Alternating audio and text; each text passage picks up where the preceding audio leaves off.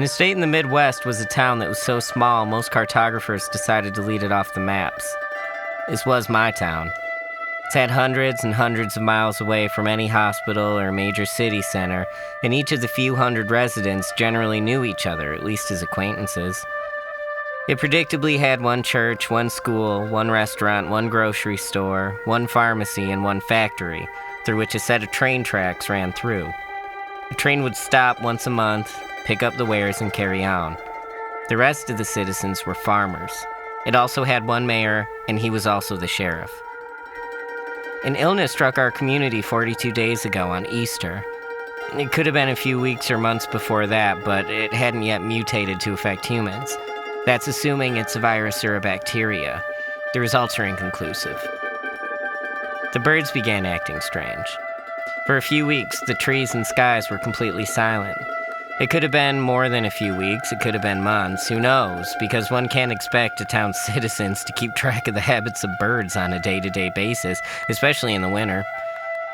Anyway, the birds were silent, and when people investigated their nests, they initially thought the birds could be dead. When the investigators touched the birds, however, they discovered the birds were breathing and had a reasonable temperature. They weren't dead. They just seemed to be in a trance. The town let them be and waited for the whole thing to blow over. One afternoon, the birds snapped out of it and took to the skies. Within a few hours, though, the town was confused to see the birds flying in perfect circles around the city. It was like vultures. Each bird flew in his own circle until joining the other birds, and soon there was a single stream flying in one loop around the city. It was hard to determine how wide or how big the circle was, and then, one by one, the birds began falling out of the sky, just denting cars and slamming against windows. And after a few hours, they were all dead, and the trees and the skies were silent again. And I mean, me and the town, we was happy to see for it to be over, and we all went back to work. But then, a few days later, the town found their cats and dogs in a similar fugue state. The veterinarian, Donald Parker, that's the older Donald, he couldn't make sense of it, and suggested the owners let their pets remain in the entranced state until he could investigate a little more into what could be happening. Then the cats and dogs all awoke at the same day and went back to their unpredictable routines. But then their owners got confused when they found their pets were going days and days without sleeping. Cats ceaselessly patrolled their houses, and dogs walked along the fence without pause, so much that they killed the grass beneath their feet until their path was paved with mud. One day, all the animals died, seemingly all at once. People who own both cats and dogs could verify they stopped still and died on the same day, but we couldn't say scientifically that it all happened immediately. Couldn't be confirmed across the town. Anyway, the residents were happy the ordeal was over. It was kind of spooky, and we just buried our dogs and our pets, and we got back to work. And it wasn't polite to bring up in conversation, so we all kind of just stopped talking about it. So then, within a week of that, the streets were covered with all sorts of insects, of every variety and type. There were so many bugs in the roads that it looks like dark rivers ran through the town. And at first, the citizens blamed this on the loss of birds. Maybe there were no more birds to eat the insects. But then again, we all kind of came to our senses and realized that it was unusual for insects to come out of hiding during the winter. But then again, no one was really entirely sure what insects did during the winter, or where they even went to hibernate, or if insects hibernated. This led our town to wonder why there were so many birds in the first place a few weeks ago and why they hadn't migrated. But then we concluded it was probably due to unreasonably warm weather. The jury's out on that, and I don't want to get political. The bugs were crushed under the tires and eventually hosed off the streets and into the sewers. It was hard to determine if the bugs had all died at once because following the habits of insects is a nasty business. And then, once the streets were cleared, the rest of the town put it behind them and went back to work. See, now this is when I got scared, and I left. And the rest of what you're gonna hear is what I heard secondhand, but God's honest truth, it's all I know. So one morning, the town woke up and found buds on trees and flowers growing out of the ground. The night before, it had still been winter, and it seemed spring had sprung up on them overnight. It wasn't until the few residents who had computers were surprised to see the date had jumped a month into the future. First, they wondered if this was some computer virus that could have been spread through the internet by the Chinese or the Koreans, but upon checking old computers that had no internet, they found the dates there too had skipped. The town was generally pleased to see flowers and leaves again, but they silently decided it was best not to think about it too much. Actually, jokes were made that the entire town had fallen into a Rip Van Winkle slumber, and a few citizens even sarcastically petitioned the city council to establish a symbolic Rip Van Winkle Day and have a parade.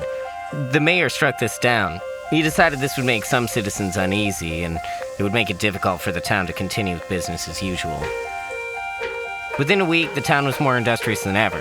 The sheriffs, the farmers' farms, the workers worked, and the pharmacists stocked shelves with impossible zeal. Such was their mania that the town went weeks without sleeping or eating. However, no one noticed. They were so hard at work. Homemakers vacuumed until the carpets were worn raw and pulled up to the floorboards. Several houses caught on fire and burned to the ground without anyone even trying to get out. In the factory, workers sewed at sewing machines until their hands bled and fingernails just popped right off. Dozens quite literally worked their fingers to the bone, soaking their hard work in their blood. The factory foreman obsessively kept records. That was just the way he was, and, well, he did paperwork until there was no more paper left. And at this point, he began writing over papers that had already been written upon, to the point where each sheet was wet with ink and heavy. The factory ran out of materials, so the workers deconstructed all their wares and started making them again. So just outside the city, farmers seeded their fields and their tractors endlessly until they ran out of fuel, at which point they took to manual instruments to work in the fields. Muscles tore under the stress and farming accidents skyrocketed. Handfuls of men were caught under tipped-over tractors or just sucked into combines. The farmers pinned under their equipment, who were not immediately killed, continued to dig in the dirt until skin wore off their hands and they expired. Now the mayor, he answered phone call after phone call, even though his phone never rang, because everyone was so hard at work. Everyone was just in some zombie trance. He sat at his desk, picking up his phone every 5 minutes exactly, saying hello, responded he understood, thanking the person for calling, and ensuring them he was on it. He said this all to a dial tone. Sorry to be rude, but he defecated in his seat until he was stuck to the leather underneath him, although he never noticed because he never stood up. His secretary appeared every 15 minutes, first to deliver coffee, then to bring it away. Eventually, the coffee mug and the saucer broke, but she mechanically entered and left every quarter of an hour out of a weird sense of duty. At the end of the month, the train showed up to the factory on time. As it slowly pulled into the loading bay, the engineer was nauseated to see a factory of dead workers, stuck in rigor mortis, but in such positions as to suggest that they had worked until their final breath. Their arms and legs stuck out in the air. Most were bloated with the nasty gases of death.